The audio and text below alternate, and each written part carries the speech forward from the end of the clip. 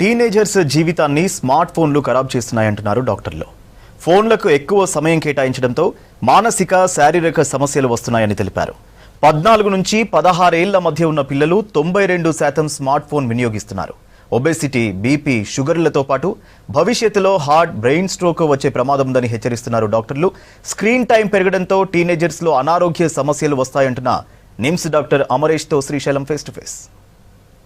మనిషి జీవితంలో smart phone ఒక భాగం అయిపోయింది. తిన్నా తినకున్నా స్మార్ట్ ఫోన్ లేకుండా మాత్రం ఉండలేని సిచ్యువేషన్కి చేరుకున్నాడు. ఈ అంశాలకు సంబంధించి మనతో పాటు cardiothoracic surgeries HOD doctor Amaresh ఉన్నారు. ఆయన అడిగి మరిన్ని విషయాలు తెలుసుకున్నాం. మొబైల్కి బానిస అయితే కనుక వాళ్ళకి ఎట్లాంటి హడిల్స్ ఉంటాయి లైఫ్లో? ఇది చాలా పెద్ద సమస్యగా మారిందండి.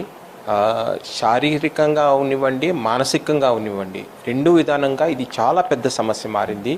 ఇంకా రాబోయే రోజుల్లో ఇది ఎపిడెమిక్ కాకుండా పాండమిక్ కింద కూడా మారే అవకాశాలు ఉన్నాయి. ముఖ్యంగా మాకెందుకు వస్తున్నాయి అంటే, అందరూ అంటారు నెక్ పెయిన్ కానీ హ్యాండ్ పెయిన్ వస్తుంది అంటే అది హార్ట్ డిజీజ్కి ఒక సంకేతన అని అంటారు.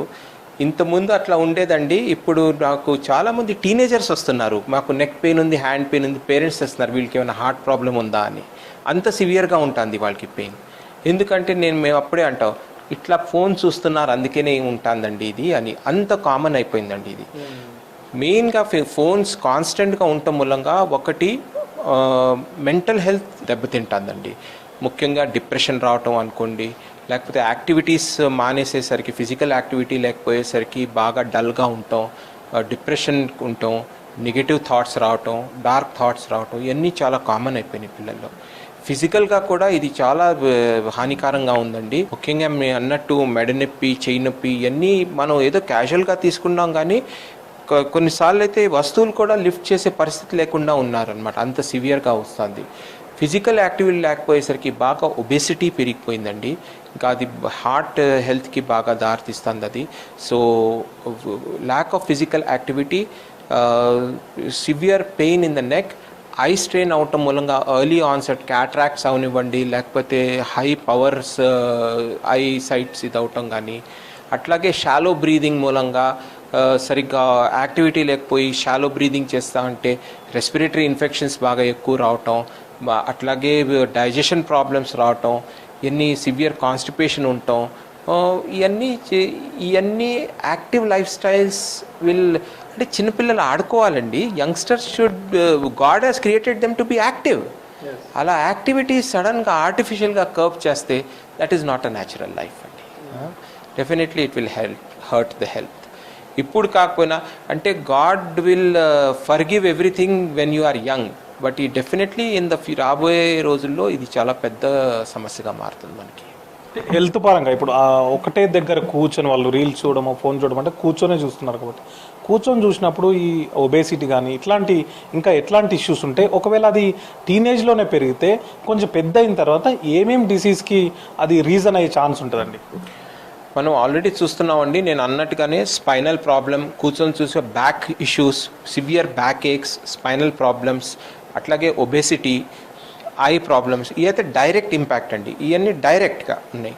ఇండైరెక్ట్ ఇంపాక్ట్స్ అంటే రెస్పిరేటరీ ఇన్ఫెక్షన్స్ అవనివ్వండి, డైజెస్టివ్ ప్రాబ్లమ్స్ అవనివ్వండి, ఈ ఇండైరెక్ట్గా.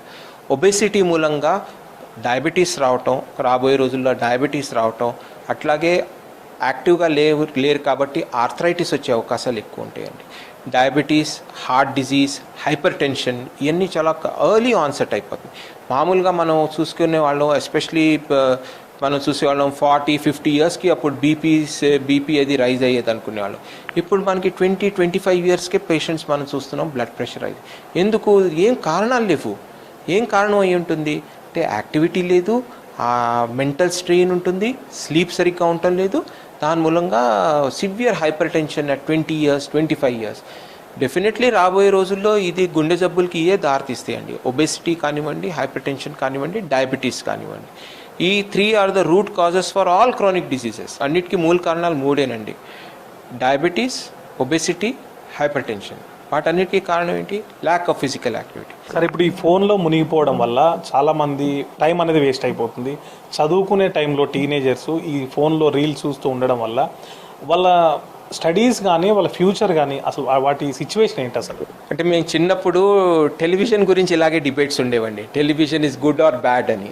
చివరికి తేలింది ఏంటి, we have to overcome that. దాంట్లో బ్యాడ్ అనేది పక్కన పెట్టి దీంట్లో గుడ్ అనేది మనం ఎంబ్రేస్ చేసుకొని ఒక బ్యాలెన్స్తో మనం ముందుకు వెళ్ళాలి. సో సిమిలర్లీ ఈ మధ్య టీనేజర్స్ చాలా స్మార్ట్ అండి, మనకంటే ఎంతో స్మార్ట్గా ఉన్నారు ఇప్పుడు టీనేజర్స్. వాళ్ళకి మనం కొంచెం డైరెక్షన్ ఇవ్వాలి కానీ పెద్ద ఎక్కువ లెక్చర్స్ కూడా ఇవ్వక్కర్లేదు. వాళ్ళే తెలుసుకోవాలి దట్ మొబైల్ ఫోన్స్లో చాలా బెనిఫిట్స్ ఉన్నాయి, ఆ బెనిఫిట్స్ పొందాలి. అలాగే దాంట్లో చాలా డ్యామేజెస్ చేసే అవకాశాలు ఉన్నాయి, హానికరమైన కాన్సెప్ట్స్ ఉన్నాయి. అవి మీరు పక్కన పెట్టేసి మంచి ఎంబ్రేస్ చేసుకొని జీవితం చాలా బాగా ఉంది, చాలా రోజీ ఫ్యూచర్ ఉంటుంది, అది ఎంజాయ్ చేయాలి అని మనం ఒక కన్వే చేయాలండి డెఫినెట్లీ. ఫోన్లకు అతుక్కుపోయి జీవితాన్ని నాశనం చేసుకోవద్దని చెప్పి డాక్టర్ అమరేష్ గారు సూచిస్తున్నారు. కెమెరామెన్ శ్రీనివాస్తో శ్రీశైలం V6 న్యూస్, హైదరాబాద్.